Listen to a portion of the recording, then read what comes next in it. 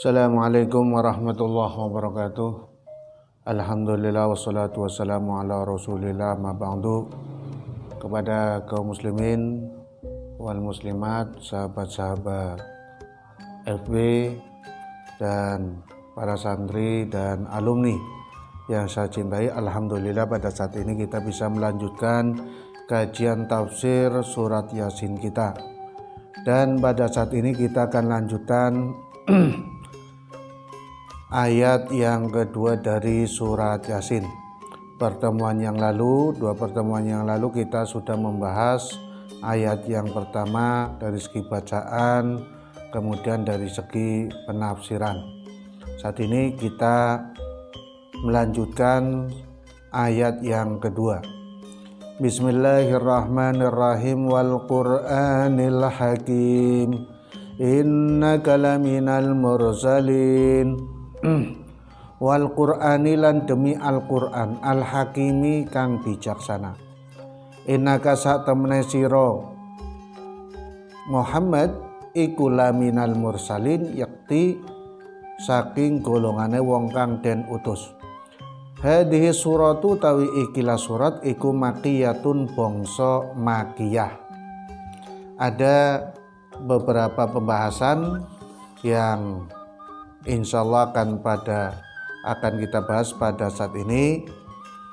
Yang pertama kaitannya dengan kata wal Qur'ani dan Al-Hakim. Kemudian surat Yasin ini tergolong dalam surat Makkiyah.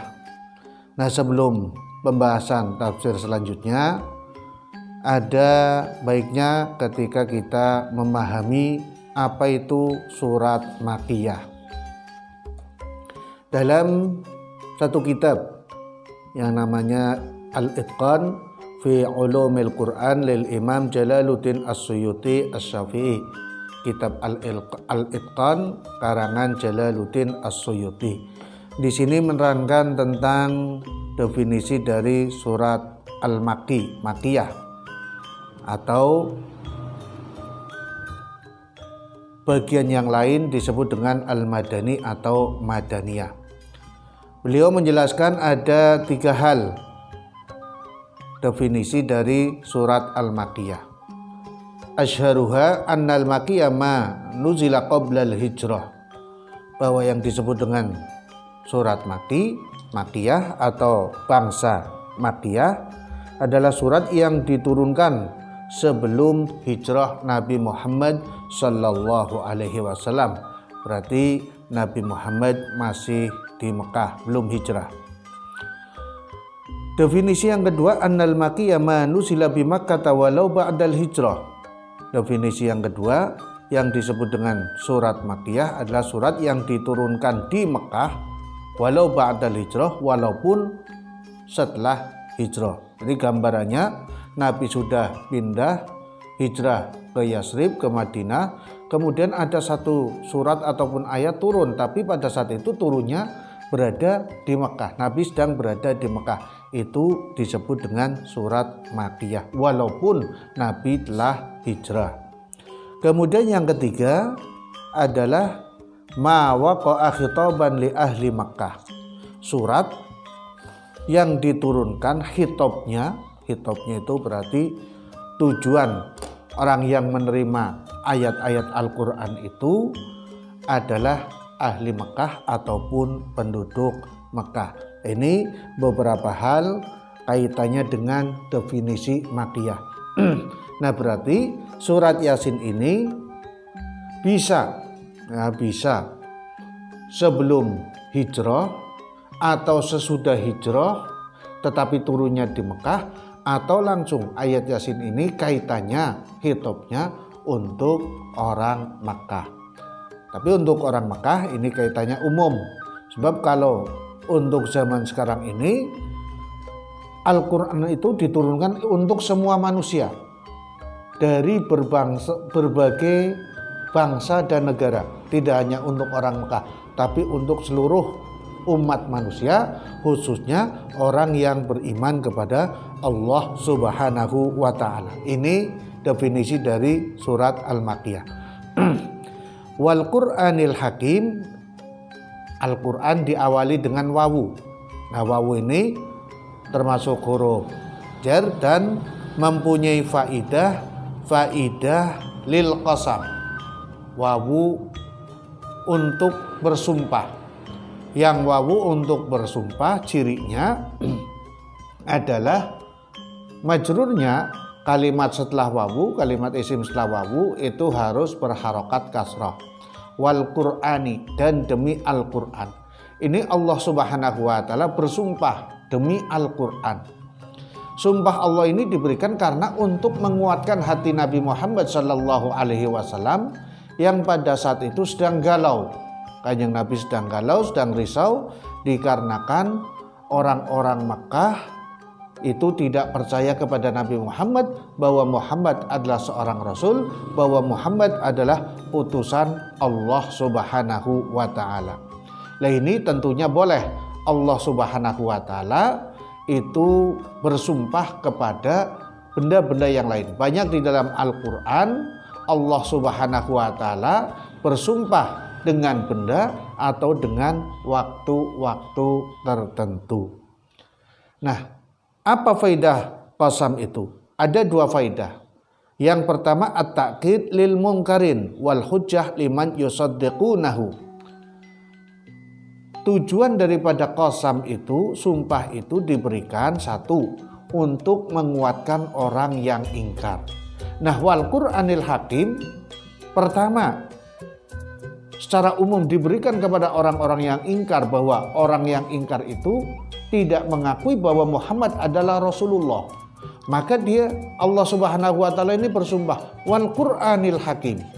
Nah, sumpah Allah ini yang dengan tujuan agar orang yang disumpahi ini dia percaya. Yang kedua faedahnya adalah at-ta'kid, menguatkan bahwa benar-benar Nabi Muhammad SAW adalah utusan Allah Subhanahu wa ta'ala. Ini fungsi dari huruf qasam. Nah, selanjutnya definisi Al-Quran. Al-Quran itu huwa kalamullah ala Muhammadin al-munazzal ala Muhammadin biwasitati Jibril alaihi salam at-ta'abbudu bitilawatihi al-maftuhu bi suratil Fatihah wal mahtumu bi suratin Nas litandimi alaqatil insan baina khaliqihi wa bainal insan wa nafsihi. Bahwa Al-Quran adalah kalamullah. Kalamullah itu firman Allah, jadi pembicaraan Allah yang diturunkan kepada Nabi Muhammad ala biwasitati Jibril, ala Muhammadin biwasitati Jibril, kepada Nabi Muhammad dengan perantaraan malaikat Jibril, yang dianggap ibadah orang yang membaca Al-Quran dimulai dengan surat Al-Fatihah dan diakhiri dengan surat An-Nas, yang mempunyai tujuan bahwa Al-Quran diturunkan untuk manusia litandimi alaqatil insan, untuk mengatur hubungan manusia dengan penciptanya, manusia dengan manusia, manusia dengan dirinya. Jadi tujuan Al-Quran diturunkan itu memang hakikatnya untuk mengatur manusia. Manusia dengan siapa? Dengan penciptaannya. Bagaimana beribadah kepada Allah Subhanahu wa ta'ala, bagaimana keyakinan kepada Allah Subhanahu wa ta'ala dengan penciptanya. Demikian juga Al-Quran mengatur hubungan antar manusia dengan manusia, hubungan sosial, hubungan kemasyarakatan. Diatur prinsip-prinsipnya di dalam Al-Quran. Dan Al-Quran mengatur hubungan manusia dengan dirinya, apa yang harus dilaksanakan sebagai diri pribadi manusia. Nah, ini juga diatur dalam Al-Quran. Lah, ini termasuk dalam lingkaran definisi dari Al-Quran itu sendiri. Jadi Al-Quran itu kalamullah, firman Allah, satu aturan-aturan Allah diturunkan kepada Nabi Muhammad lewat malaikat Jibril, yang tujuannya adalah untuk manusia. Kemudian kata Al-Hakim. Al-Hakim ini menjadi sifat dari Al-Quran yang bijaksana. Kata Al-Hakim ini juga maknanya banyak. Satu diantaranya, ahkamallahu halalahu wa haramahu wa amarahu wa nahyahu. Allah memberikan hukum ketetapan di dalam Al-Quran itu tentang yang mana perbuatannya halal, mana perbuatannya haram, mana berupa perintah-perintah, mana berupa larangan-larangan. Membuat hukum. Jadi Al-Quran adalah hukum untuk manusia yang isinya tentang halal haram, perintah dan larangan Allah Subhanahu wa ta'ala. Kemudian arti selanjutnya adalah Al-Hakim, bimakna Al-Hakim, yaitu sebagai hakim, sebagai penegak hukum. Annal Qur'ana hakimun ala jami'il kutubi allati anzalallahu min qablu. Bahwa Al-Quran yang bijaksana, Al-Quran yang hakim menjadi hakim karena Al-Quran itu memberikan hukum, ketetapan, kepastian terhadap kitab-kitab yang telah Allah turunkan sebelum Al-Quran.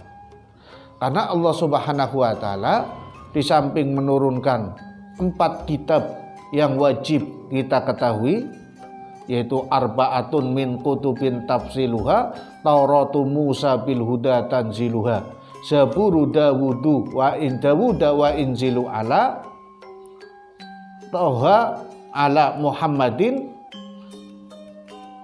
Bahwa ada 4 kitab yang diturunkan oleh Allah Subhanahu wa ta'ala yang wajib diketahui. Taurat kepada Musa, Zabur kepada Nabi Dawud, Injil kepada Nabi Isa, dan Al-Furqan kepada Nabi Muhammad sallallahu alaihi wasallam. Dan juga Allah menurunkan suhuf-suhuf, ada berupa lembaran-lembaran yang lain yang diturunkan Allah untuk para nabi dan para rasul yang tidak wajib kita ketahui. Kemudian makna dari Al-Hakim adalah Al-Muhkam bi ajibin nadmi wa badi'il ma'ani. Bahwa yang dimaksud dengan Al-Quran yang bijaksana, yang hakim adalah yang indah runtutan tulisan-tulisan Al-Quran, bacaan-bacaan Al-Quran, dan indahnya makna-makna Al-Quran. Dan yang terakhir, makna dari Al-Hakim adalah Al-Muhkam alladzi la ya'tihil batil min baini yadayhi wala min khalfihi, yang menguatkan bahwa Al-Quran adalah yang kuat, yang tidak mendatangkan kebatilan. Jadi Al-Quran isinya baik itu ajaran-ajarannya, aturan-aturannya, kehalalan ataupun keharaman, perintah atau larangan, tidak mendatangkan kebatilan, kerusakan kepada umat manusia ketika manusia itu mau melaksanakan apa yang ada di dalam Al-Quran. Karena hakikatnya Al-Quran diturunkan untuk mengatur manusia, baik manusia itu ketika berhubungan dengan Allah Subhanahu wa ta'ala, atau manusia berhubungan dengan manusia yang lain, atau dengan diri sendiri. Dan sebagai penutup dari kajian tafsir surat Yasin ayat yang kedua ini, Kanjeng Nabi Muhammad sallallahu alaihi wasallam di dalam satu hadisnya mengatakan, Al-Qur'anu afdalu min kulli syai'in dunallah wa fadlul Qur'ani ala sairil kalam kafadlillah ala khalqihi wa man waqqaral Qur'an faqad waqqarallahu wa man lam yuwaqqiril Qur'an lam yuwaqqirillah wa hurmatul Qur'an indallah ka hurmatil walid ala waladihi. Bahwa Al-Quran adalah seutama-utamanya sesuatu makhluk selain Allah Subhanahu wa ta'ala, dan keutamaan Al-Quran atas semua ucapan-ucapan dan pembicaraan itu seperti keutamaan Allah atas makhluknya. Barang siapa yang mengagungkan Al-Quran, maka Allah akan mengagungkannya. Barang siapa tidak mengagungkan Al-Quran, maka Allah tidak akan memuliakannya. Dan kemuliaan Al-Quran sebagaimana seorang orang tua yang memuliakan anaknya. Mudah-mudahan bermanfaat bagi kita semua. Amin ya rabbal alamin. Assalamualaikum warahmatullahi wabarakatuh.